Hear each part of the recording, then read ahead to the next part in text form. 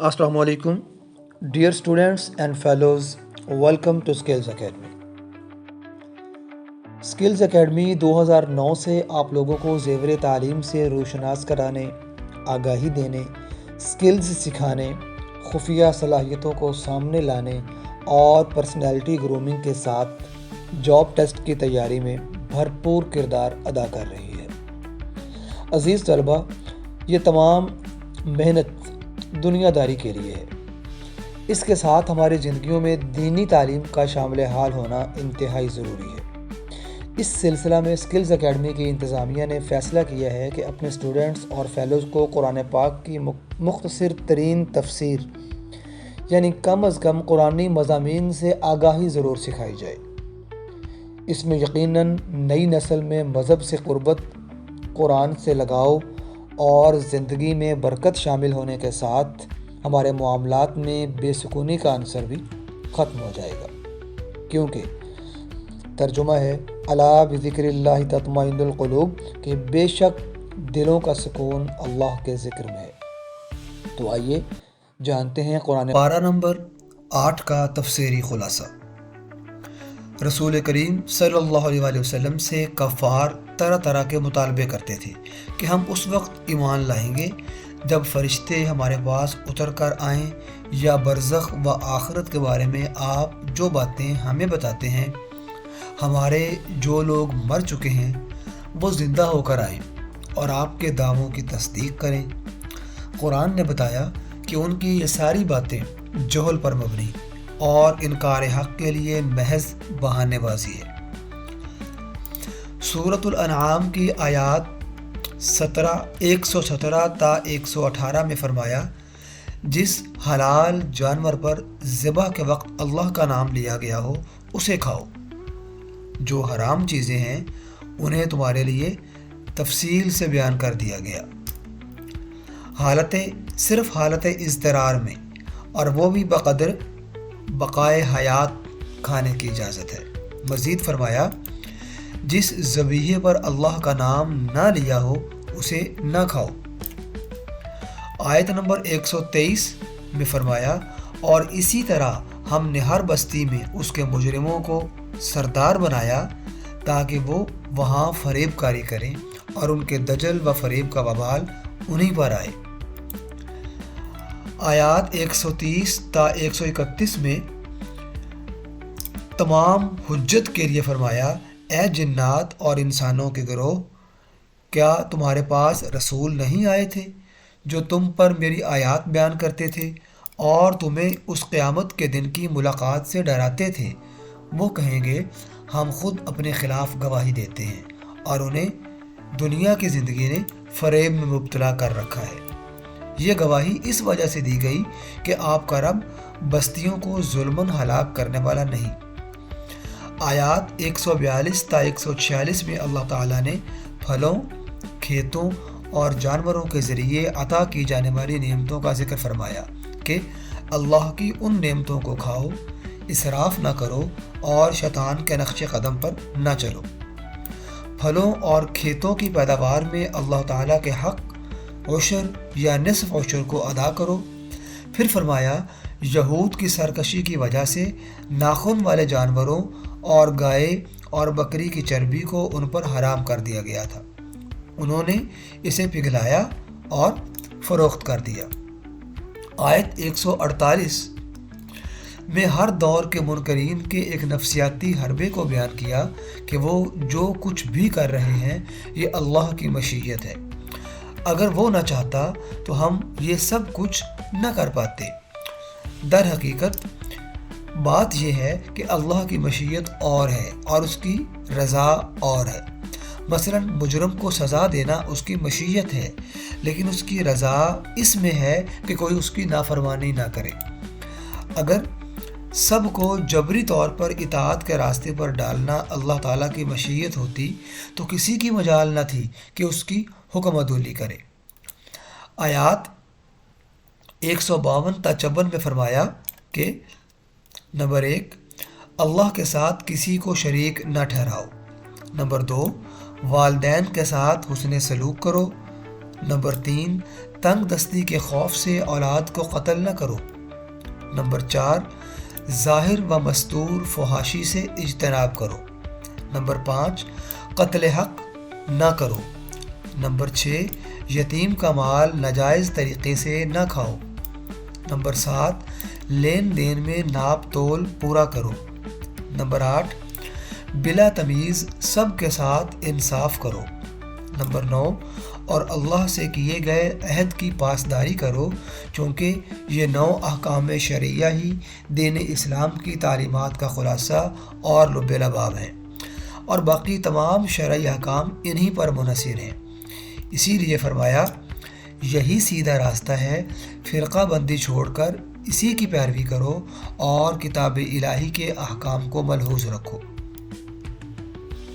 آیات 163 تا 64 میں حقیقت ایمان اور روح ایمان اور مسلمانوں کے مقصد حیات کو بیان کرتے ہوئے فرمایا، اے رسول صلی اللہ علیہ وسلم کہہ دیجئے کہ میری نماز، میری قربانی، میری زندگی اور میری موت سب کچھ اللہ رب العالمین کے لیے ہے، اس کا کوئی شریک نہیں، اور مجھے یہی حکم دیا گیا ہے اور میں سب سے پہلا مسلمان ہوں۔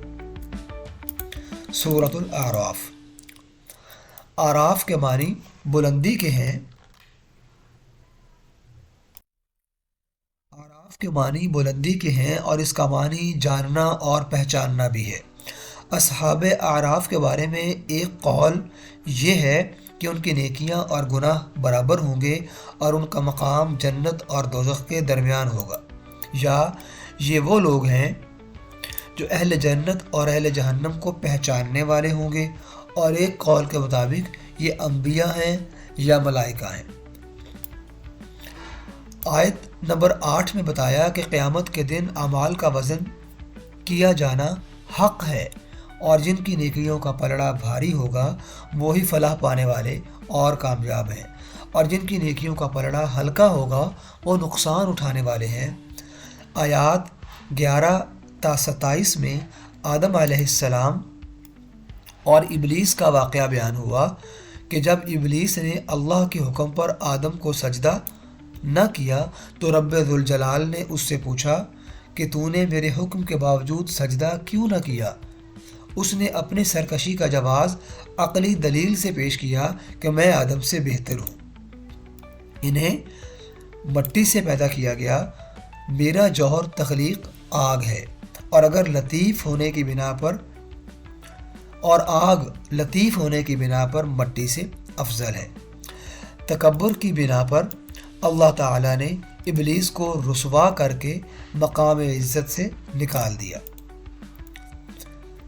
اللہ تعالیٰ نے آدم و حوا علیہ السلام کو جنت میں داخل کیا اور انہیں خاص درخت کے قریب جانے سے منع فرمایا۔